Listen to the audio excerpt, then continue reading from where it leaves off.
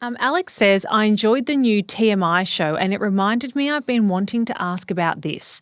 My kids and I have spent 5 years regularly investing $50 per fortnight across 2 Spaceship products with a plan to set and forget when it reaches 10K. What next? Start saving for an index-based ETF. Currently paying off a mortgage very slowly, one below average income, no other debts or significant assets. For context, this was a way to show teenagers the ups, downs and advantages of investing versus putting the money in an account for 7 to 10 year goal. Half the money will probably be taken out in 2 years' time to help fund a car, gap year or uni. The other half will probably go 3 years later for the same purpose. Yeah. What do you reckon about this? Well, I just want to say, currently paying off a mortgage very slowly on a below average income, no other debts or significant assets. The fact that you got a mortgage, roof over your head, you've got no other debts, and you are investing, congratulations. Or you are saving for the kids' future for fun, for the car and the gap year and all that. And congratulations on what you're teaching your teenagers, because it's not what you leave your kids, it's what you leave in them. Ooh, okay, Gandhi.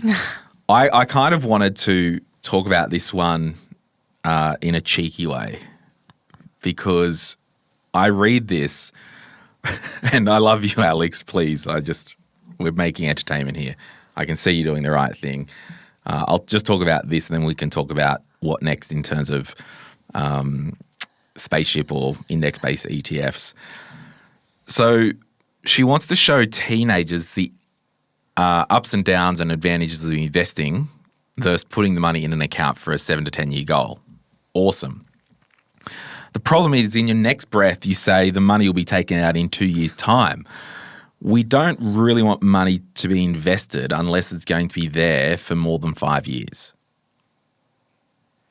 Yes. So maybe, again, obviously you're fine and you're doing everything you want, but you just need to understand that if you've got money going into this investment account, maybe you turn the lesson around if the market has shat itself in 2 years when you need the money. Say, hey, kiddies, can't buy the car yet because remember the investment that we're going into, it's down. We need to wait till it goes back up. So I may be showing them a bit of a strategy to say, okay, we're saving I've spent 5 years roughly in 50. So she's getting to 10 grand, $50 a fortnight. Maybe for the kids, and if you're using it as a tool to show, we have a bank account in your name, which we call short term. We'll call it car, call it gap year or uni, call it whatever. And then the investing account is the 5+ account. So you might be putting $20 a fortnight into the cash account and $30 a fortnight into the investment. Because you can just show them, hey, we're saving for this, but because it's short term, we're using cash. And because this stuff's going to be, probably in 5 years' time, we're going to invest that. What would you say the minimum amount of time is if someone was going to invest in shares? 5 to 7. Yeah, okay. Yep. So they definitely need that second account. I think so. But also, knock yourself out. You might strike it lucky. The market could go to the moon over the next 2 years and you could do very well. But we know we ordinarily don't want to invest in growth assets. For, how long would you say if someone was like, oh, I want to buy an investment property, might sell it in 2 years? Like, what are you saying to them? Yeah, so I would still say 5 to 7 as a minimum for property. Yeah, because it's a growth asset, right? Yeah. Because property doesn't always go up in value. Yeah, not to say people haven't done well in short term. That's right. But for everyone who's done well, there's a heap of people in the corner who've been screwed by growth assets. Yeah. So, look, I get that. So you want to aim for 10 grand.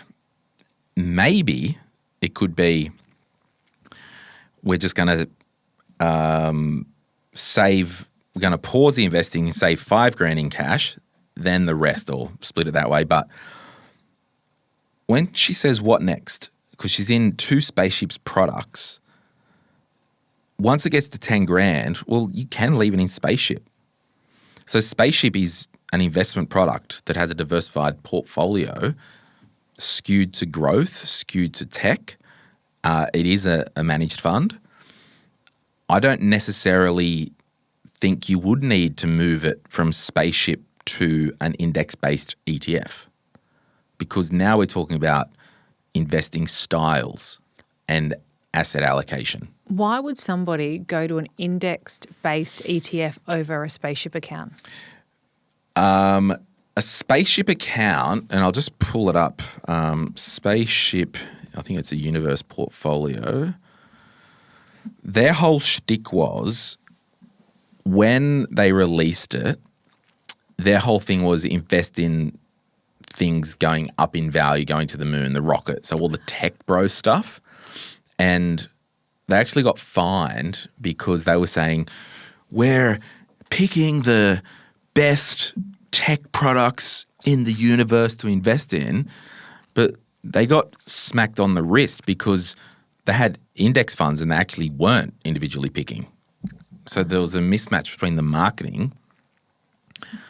So the Spaceship fund, let's have a look here. Number of companies in the fund, 50 to 80. Minimum suggested hold time for the investment is 7 years. So their own product says don't put money in unless you can leave it for at least 7 years. And this is the difference with terminology, Rach.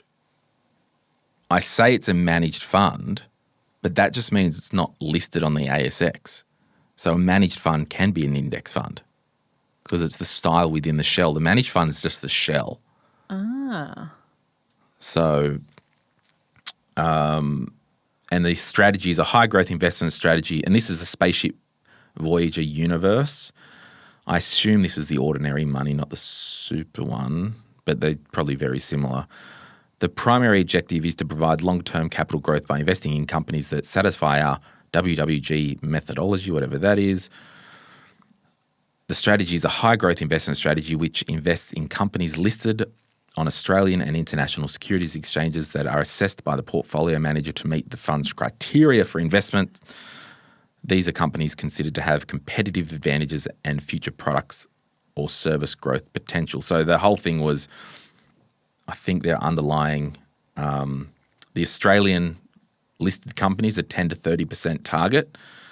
International is 50 to 80, and the cash allocation is between 0 and 15%. But I think their whole thing was there was a big portion of that fund that was just an index fund. But I haven't had a look at this Spaceship product for a while because there's that many products out there. So I don't think it. So what you need to do, and this is a really good thing if you do want to start to learn more about investing, Alex, and maybe I'll send you a message on Facebook and I'll send you a copy of our book, The Quick Start Guide to Investing, because when you start to talk about this stuff, you really want to look at the goal. What are we investing for? Then what we do, we go, okay, well, what structure do we want? Well, if I'm investing for the next 40 years, well, I may as well use super. The structure's already set up. Or if I'm investing for 7 years, well, super's off the table, or an investment bond is off the table, or a trust or a company is off the table. So we look at our goal, then we look at our structure. Then what we do within that, we say, well, what's our investment product and strategy? And within that, we then go, okay, well, do we want a 100% growth portfolio? Do we want just VGS? Or do we want some blended Australian property, Australian equity? Do we want all that? Then it's a question, well, do we want active or passive fund management? What's the difference between active and passive fund management? It's a great question looking at the time, but we'll go there just to help. Because I actually don't know. Yeah. So on the ASX 200, right? Have you heard of that? I have, yeah. So well, hey, I don't want to assume anything. Let me just do this ASX 200 ETF, holdings IOZ. So The ASX 200 is effectively an index of the top 200 companies on the Australian Securities Exchange. So the index is a weighted index. So if CBA has, I'll just tell you now, if CBA has 8% of that index, let me just see if I can have a look at the holdings here. Yeah, here we go. Oh, no, it's up to just under 12% as at the start of July. Don't know when this episode's going up. Might be a bit later. So at the start of July, the weighting that CBA has is 12% of the 200. Does that make sense? Yeah. So there's products out there that you invest in that just match the index. So if I put $10,000 into an ASX 200 ETF of Australian only, I've got $1,200 of CBA. So that's an index approach. Yep. And it's low cost because every quarter it rebalances back to the index. So it's really cheap. Active fund management is the companies that go, our goal is to choose our own companies, you get it now, and try and outperform the index. Yep. They charge a higher fee. 80% of those companies out there don't beat the index. Really? So for most of my equity investing, I do index investing. So that's what I mean. We look at our goal, we look at our structure, or in terms of ownership structure. Then we look at our portfolio composition, risk profile, allocation, and that could be, I really like Spaceship that they've got a high skew to international equities. I'm happy with that. They might have an active portion in there. They might have an index portion. It might all be index. Or you say, well, I'm happy with a one-stop shop and I'll just buy an ETF that's Vanguard VDAL or VDHG and just shovel money into that. So that's how you kind of go down. And it could be I don't know, does that make sense to you or? It makes sense to me. Yeah, because for me. I had a big penny drop as you explained it. I'm more of the view that when I make decisions, I have to walk down the garden path and make those decisions in order to make sure that I'm making the right decision. Because the reason where investors can fall into a trap, and we talk about this in the Quick Start Guide to Investing book, you should have a read of it. Yeah, I have read most of it. I just didn't retain that little bit. That's all right. People go, I just want to invest in an active ETF that's listed. Okay, awesome. They run out and they invest in an active ETF that's listed and they can only get that in their own name because there's no super fund that does an active ETF that's listed, for example. But if they do it the right way, we do the goals, the structures, then we do the investing. Okay, you really wanted that active ETF. Well, the trade-off is it's going to be better to have it owned in this investment bond or in super. Let's try and pick an investment within this structure that is most like what you think you wanted. Yeah. It's very similar when people come in and say, I saw CBA advertised on the news, I want a loan with CBA. Yeah. And you're like, yeah, you can do that, but it might not be the most appropriate for you long term. So it always goes back to what are you trying to achieve, and let's walk down the garden path. Because as we're walking down the garden path, in mortgage broking land, CBA could be off the table on the second step. Yep. Because they say, well, CBA is probably pretty good. Yeah. They're rarely off the table. That's right. But it could be, I really want this lender here because I've seen them advertise at the footy. Well, you've told me you work casual 2 jobs. They can't ever be on the table for you. Yep. Hey, it's Glen here. Thank you so much for watching today's video. You made it to the end. Can I ask a favor? Can you hit that like button and maybe hit subscribe if you want to get notified when we release further videos just like this one, whether you watch the Money, Money, Money podcast or Retire Right. And remember, if you want to learn more about investing, I've got an investing book, The Quick Start Guide to Investing, and there's a link in the description to get your hands on a copy. Thank you so much. Bye.